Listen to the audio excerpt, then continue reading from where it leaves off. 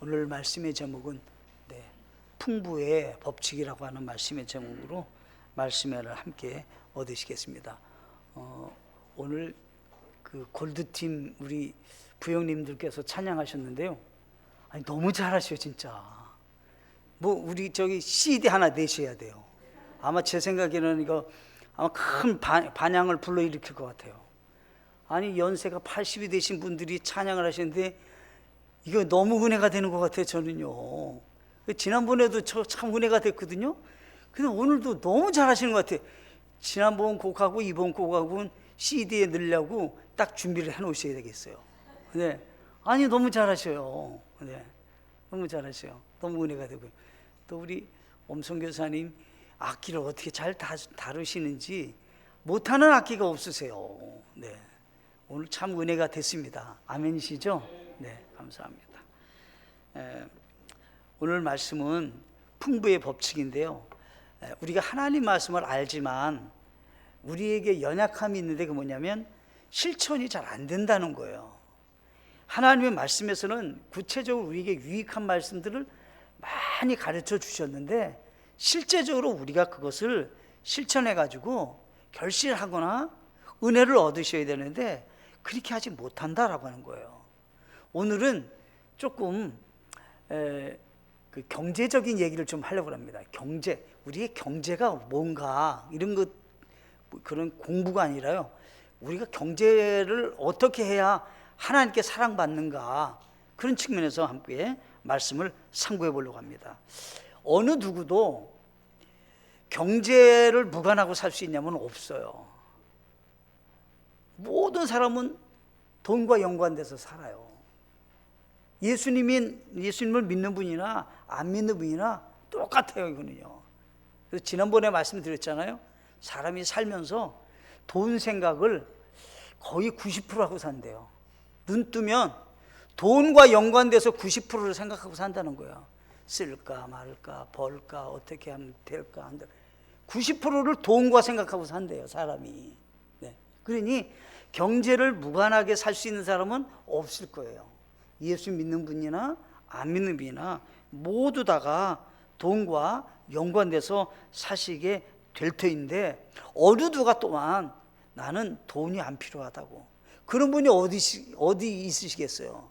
그분은 하늘 아래에 가셔나 생각할 수 있지 어떻게 이 세상 살면서 돈이 필요 없다고 생각하시겠어요? 돈이 제일로 필요한 건 사실이죠. 그런데 이 누구나가 다 풍부하게 살기는 아니지만 가난함이 있잖아요. 가난함은 누구도 원치 않아요. 그러면 가난함이 있는 분들이 겪는 거죠. 대다수가 걱정하며 산다는 거예요. 가난한 분들은 대다수 걱정이 많은 거예요. 내일은 어떻게 살 수 있지? 10년 뒤에는 어떻게 살지? 그래서 여러 가지 걱정들이 끊임없이 다가온대요. 경제적으로 어려우면 또 사람들과 만나고 어떤 일들을 진행하면서 부자들은 안 겪어야 될 조금 소외감과 부끄러움을 겪게 된대요.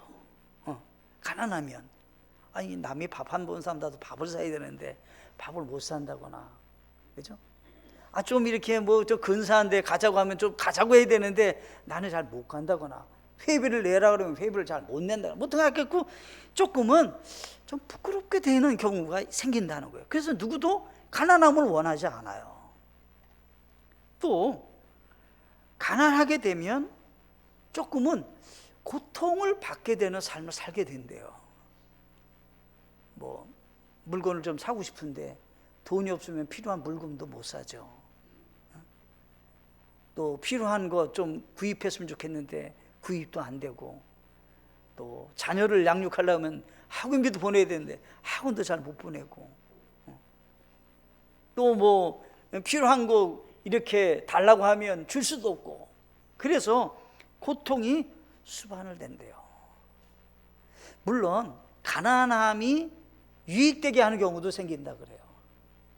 가난하기 때문에 지금은 당장은 어려운데 그것이 자기에게 동기가 되고 뭔가 노력할 수 있는 욕구가 생기고, 미래에 대해서 가난함을 떨쳐버리고 좀 풍부하게 살고자 하는 마음으로 노력하게 된다는 거예요. 그래서 가난함이 선행이 돼서, 선용이 돼서 유익하게 되는 경우도 종종 있다는 겁니다. 그러나 다시 그 가난함으로 돌아가자라고 할 때 누구도 원하지 않는 거예요. 그건 다 싫어해요. 그래서 오늘은 어떻게 하면 우리가 좀 풍요롭게 살 수 있는 건가, 성경적으로 본다면 성경에서 뭘 가르치는가라고 하는 거예요. 우리가 기본적으로 가져야 될 마음이 있습니다.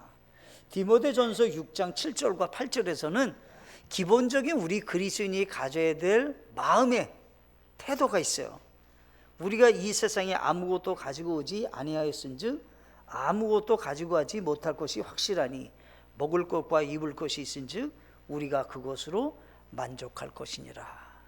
기본적인 자세예요. 뭐냐면 내가 아무것도 없이 왔다, 또 아무것도 없이 갈 수밖에 없는 존재라는 거예요. 이 세상에 산다고 하는 것은 하나님이 주신 것으로 사는 겁니다. 그래서 먼저 기억하시라는 겁니다. 가난해도 어느 누가 뭐 동전 하나 들고 태어나는 거 아니잖아요. 다 빈손으로 오는 겁니다. 그리고 또 빈손으로 가야 되는 겁니다. 다 그냥 놓고 가야죠. 근데 우리에게 지금 있다는 것만 해도 하나님이 내게 베푸신 선물이 있다, 그것을 기억하고 좀 만족하는 마음이 우리에게 있어야 된다라고 하는 겁니다. 우리가 풍부하려면 첫째 원칙이 있습니다. 첫째는 일을 해서 수고의 열매를 얻어야 합니다. 이게 성경적인 망고 진리의 법칙이에요. 심는 대로 거둔다는 거예요. 성경에서는 내가 수고의 열매를 했어요? 그러면 거둔다는 거예요. 심지 않은데 거둘 수 없어요.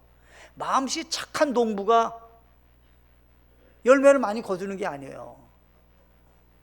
농부는 열심히 씨를 뿌리고 일을 해야 돼요. 그래야지 어때요? 열매를 거둘 수 있어요. 마음 착하다고 해서 저절로 열매가 맺어지지 않아요.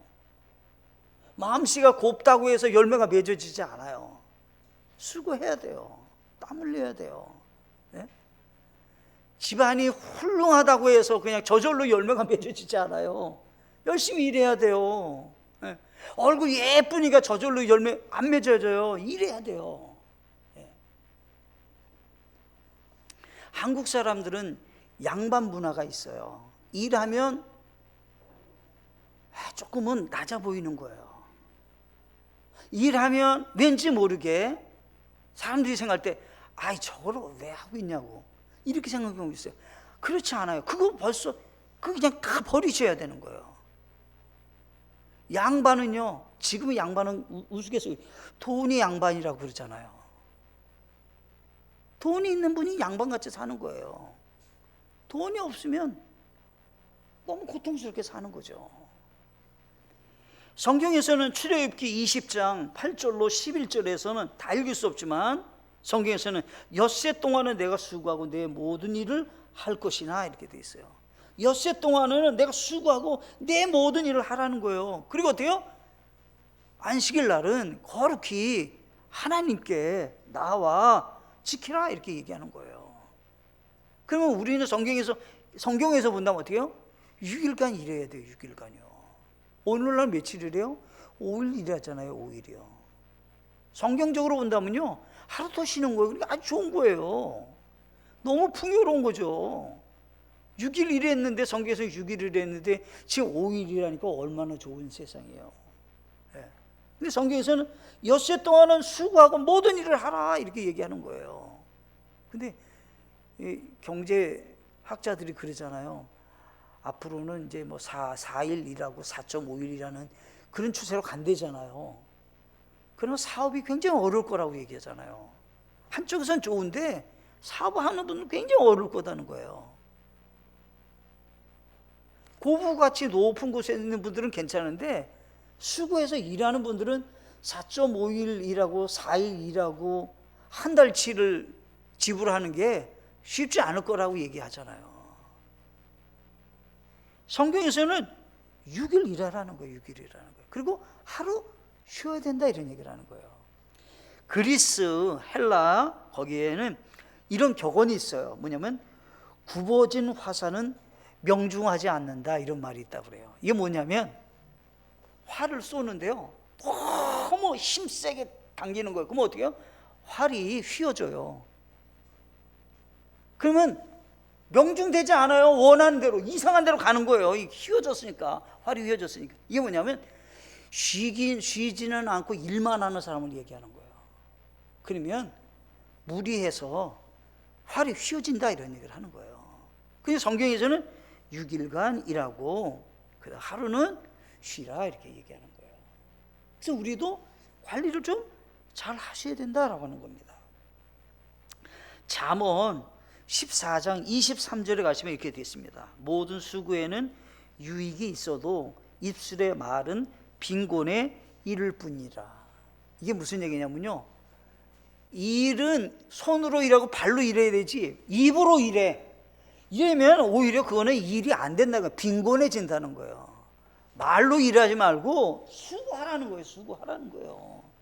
그래서 성경에서는 모든 수고에는 유익이 있다는 거예요. 근데 말로 하는 것만, 일해야 될 때 말로만 하면 일은 안 되잖아요. 그러면 빈곤에 이를 뿐이다, 이렇게 얘기하시는 거예요. 또 이제 성경에서 보면 이렇게 되어 있습니다.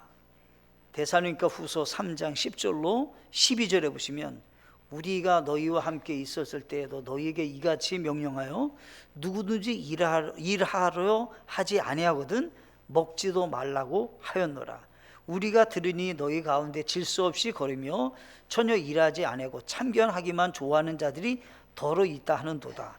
이제 그러한 자들에게 우리 주 예수 그리스도의 힘으로 우리가 명령하며 권면하노니 그들은 조용히 일하고 자기 빵을 먹을지니라. 자, 보세요. 첫째, 일을 해야 되는데 질서있이 일하라는 거예요.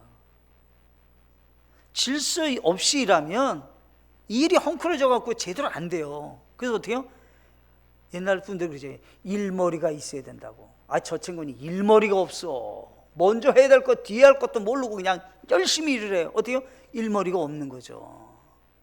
그러면 제대로, 그러니까 성경에서는 질서있이 하라는 거예요. 질서있이. 그 다음에 어때요? 일은 하지 않고 참견만 해요. 말로 그러지 마라. 일하는 사람에게는 일하는 사람이지 말로 하는 사람 하지 마라, 이런 얘기를 하는 거예요. 또 얘기하는 거예요. 조용하게 먼저 자기 일을 잘하고 자기 것을 먹는 유익이 있는 사람이 먼저 되도록 노력해라, 이런 얘기예요. 다른 사람을 돕는 것은 첫 번째가 아니고 너 스스로 먼저 너 자신의 빵을 먹을 수 있게 조용히 일해서 그런 자세를 먼저 가져야 된다, 이런 얘기를 하는 거예요. 보세요. 하루아침에 열매가 걷어주는 일이 없잖아요. 농작의 법칙은 일정 시간이 필요해요. 열매가 그래야 맺어지죠. 그리고 어때요? 작은 것부터 수고하셔야 돼요. 그렇지 않으면 열매를 맺을 수가 없어요. 열심히 일한다고 하는 것에는 오늘날의 현대에 와서는 이렇게도 생각할 수 있어요. 오늘날에는 금융 문맹인이라고 그렇게 말한다잖아요. 금융에 대해서 문맹인이 되면 가난하다. 돈이 일하게 해야 되는데 저 사람은 몸으로 일만 한다. 노동자만 된다. 그럼 어떻게 해요? 금융 문맹인이라고 그러잖아요. 저는 오래전에 어느 집사님이 저한테 목사님은 금융 문맹인이에요. 목사님 그거 아셔야 되는데, 근데 그때는 제가 그걸 말귀를 못 알아들었어요. 제가 오래전에 저한테 얘기 못 알아들었어요.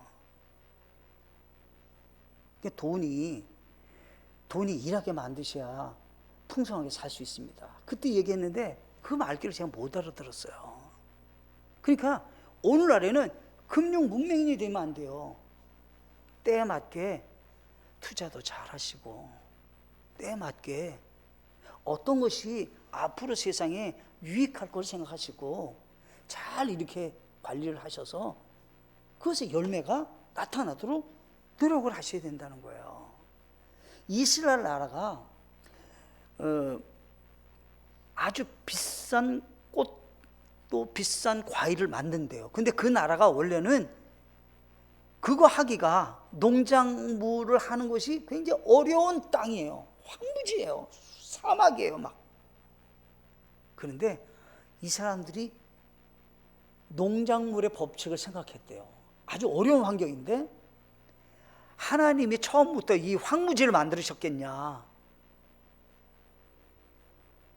하나님이 우리에게 세기를 여신다고 했는데 황무지에는, 사막에는 새 길이 안 열리겠냐. 성경적 원칙을 본다면 옛적 것은 버리고 새 일을 여신다고 했는데 우리가 믿고 하자. 그래갖고 그 사람들이 이제 황무지에, 사막에 소가 3,000마리가 필요하냐? 그럼 거기 퇴비를 다 주는 거예요. 돼지가 필요하냐? 돼지를 키우는 거예요. 그래갖고 이 사막을 전부 옥토로 만들었다는 거예요. 갈릴리에서부터 약 400km 된 곳에서 수로를 만들어가지고 물을 끌어올리고, 저기 이 대서양에서부터 들어오는 그 물을, 바닷물을 가져다가 담수를 해가지고 만들어가지고 물을 다 주기 시작해갖고요. 지금은 제일 비싼 과일 중에 하나가 이스라엘 과일이래요.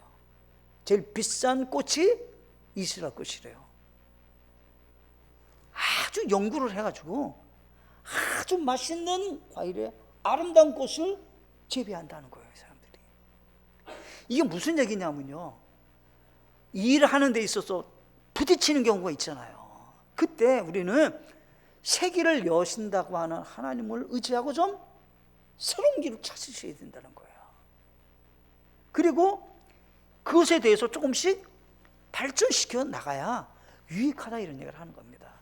에스겔서 16장 49절로 50절에 보시면 소돔 땅이 멸망당하는 얘기가 나옵니다. 소돔 성이 멸망을 해요.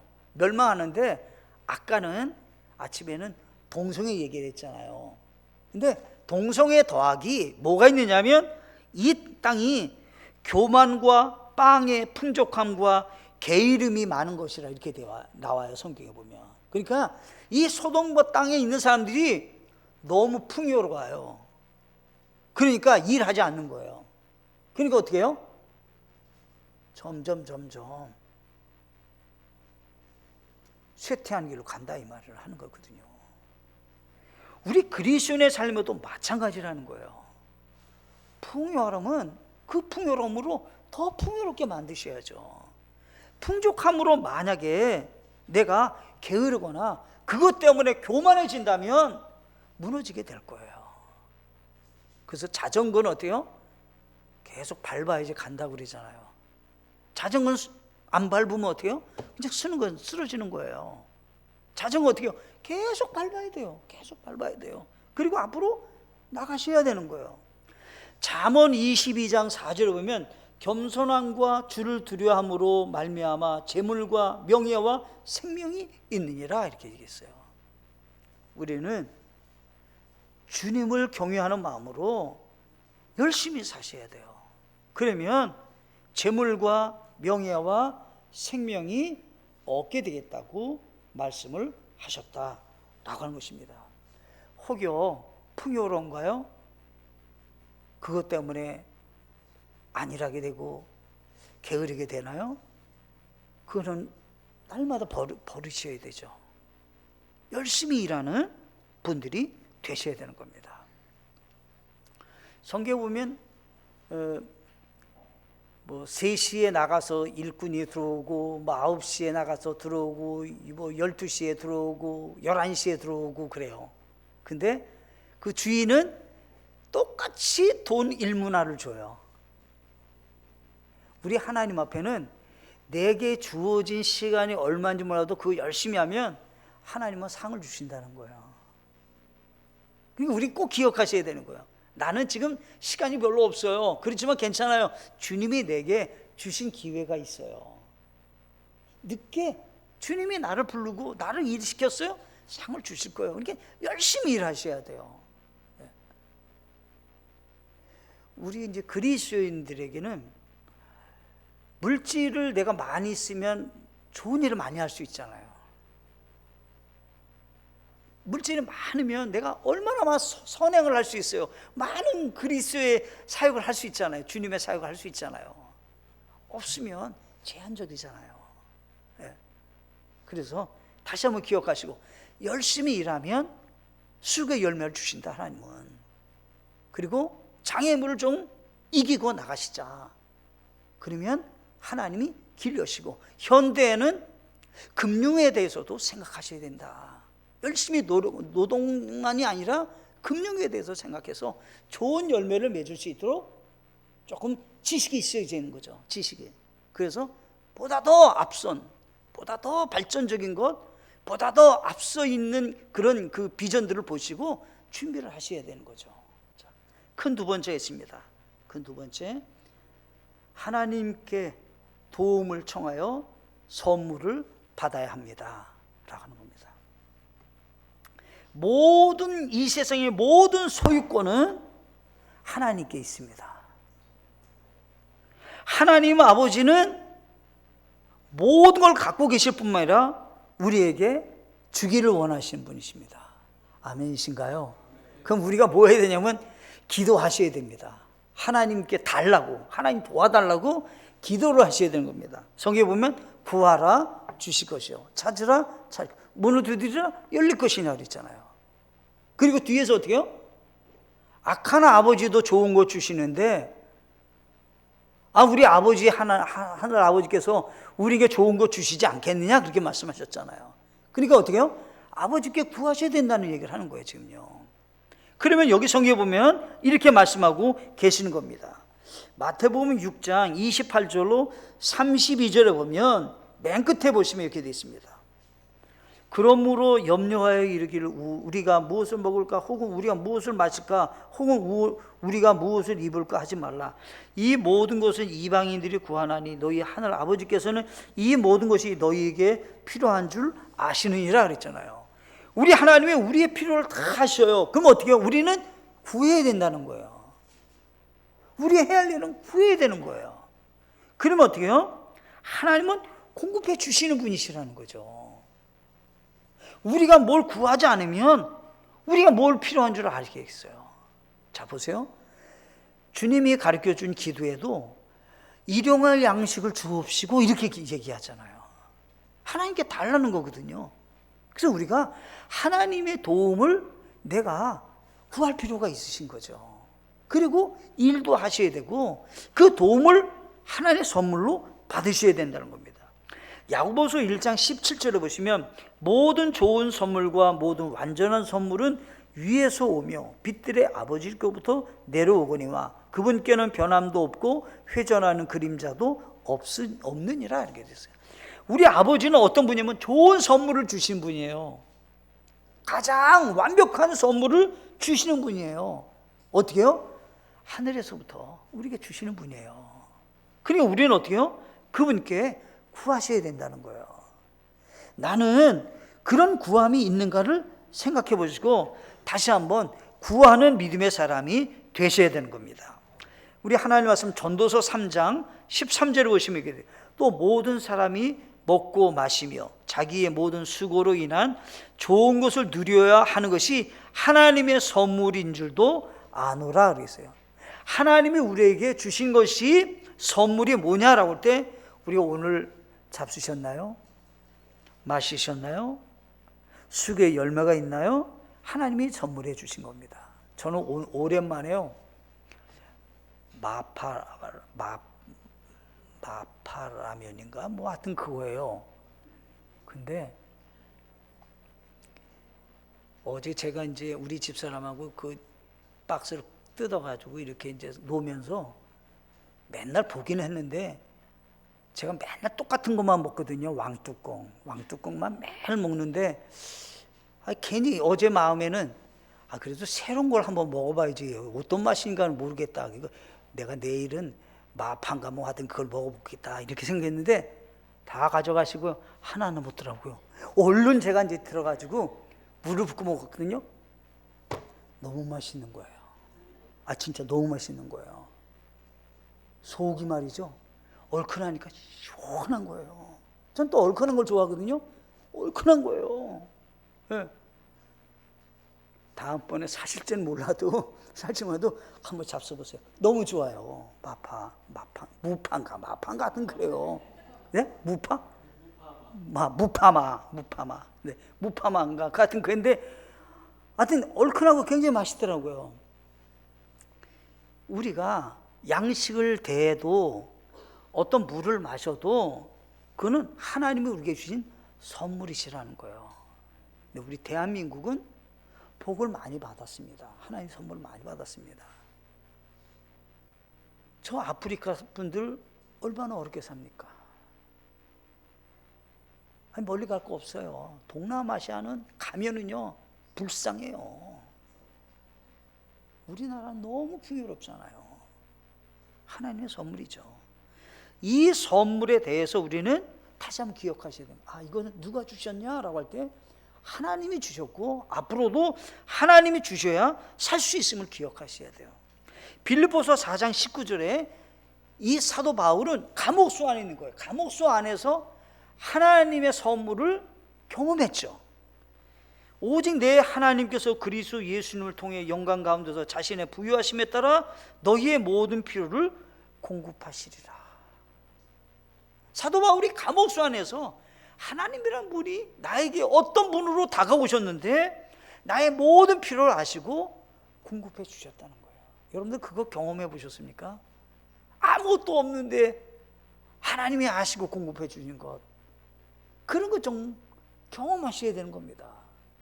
하나님이 공중의 새도 먹이시고 들의 백합화도 입히시는 그 하나님을 우리는 만나셔야 된다는 거예요. 우리 하나님께 그래야 구할 수 있는데, 오늘 본문과 같이 주를 신뢰할 수 있게 되는 거예요. 내가 하나님을 신뢰하는 마음이 있어야 기도하게 되는 거거든요. 그분께 도움을 청하는 거거든요. 그분께 달라고 말할 수 있는 거거든요. 그런 경험을 우리는 좀 하셔야 된다라고 하는 것입니다. 세 번째, 마지막으로요, 상속재산을 주는 사람이 되라라고 하는 겁니다. 자, 받은 게 없어요. 나는 받은 게 없어요. 만약에 여러분 상속재산을 주는 분이 되셔야 돼요. 그래야 자녀들은 풍성해지는 거예요. 그게 성경적인 원리예요. 자, 보세요. 하나님께서는 가나안 땅을 12지파에게 나눠줬어요.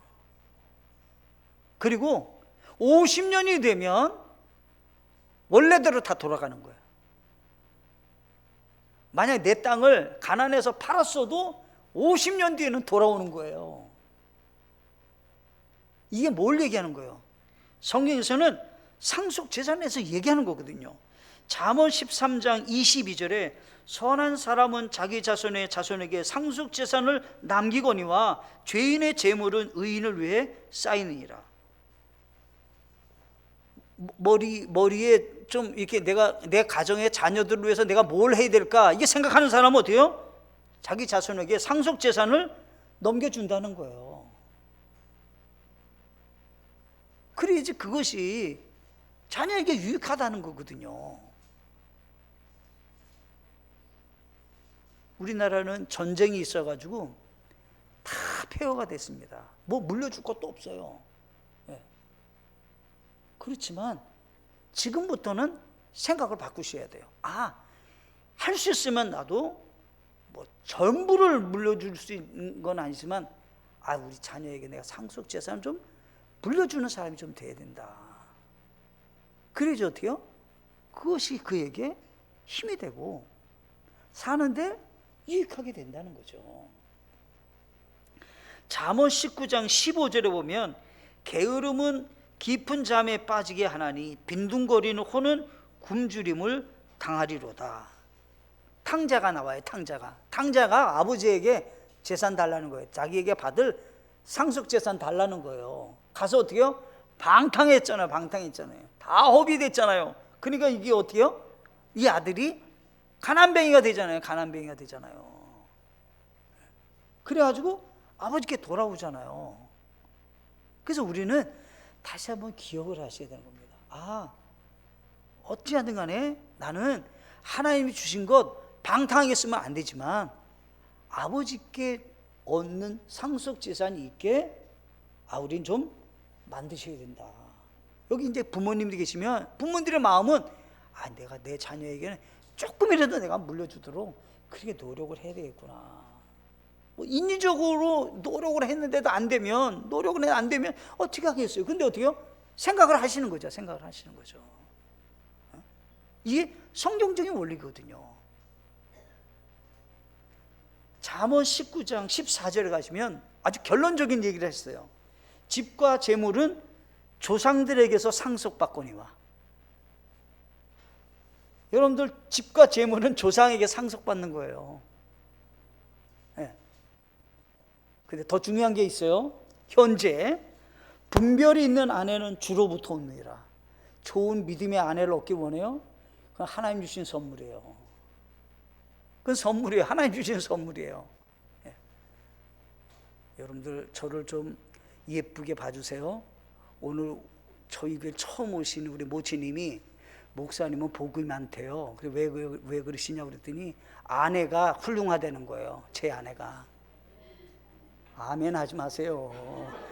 그런 데서 왜 아멘을 하세요? 저를 좀 예쁘게 봐달라고 그러시는데. 네? 성경에서는 분별이 있는 아내는 하나님께로부터 온다고 그랬잖아요. 하나님 주신 선물이거든요. 네. 그러니까 현재 어떤 가정을 이루기를 원하세요? 그러면 하나님이 주신 선물을 받으셔야 되고요. 자, 조상들은 어때요? 집과 재물은 상속받는다는 거예요. 우리 부모님한테. 근데 아무것도 받은 게 없어요. 어렵잖아요. 어렵잖아요. 얼마나 어려워요. 아무것도 받은 게 없는데 거기서 세우려니까 얼마나 어려워요. 네? 오늘 말씀을 생각해 보시면서 풍성한 삶의 풍요의 법칙은 무엇인가? 다 함께 우리는 열심히 일해서 수고의 열매를 맺도록 노력하셔야 되는 겁니다. 겸손하게 하나님께 도움을 청하고 열심히 일을 해서 하나님의 선물을 받는 생애가 되셔야 되고, 할 수 있으면 본인은 노력을 해서라도 내 자녀들에게는 상속을 좀 넘겨주셔서 자녀들의 앞길이 조금 윤택할 수 있는 길을 마련하는 가정을 세우시기를 간절히 바라겠습니다. 함께 찬양하시고 기도하시겠습니다.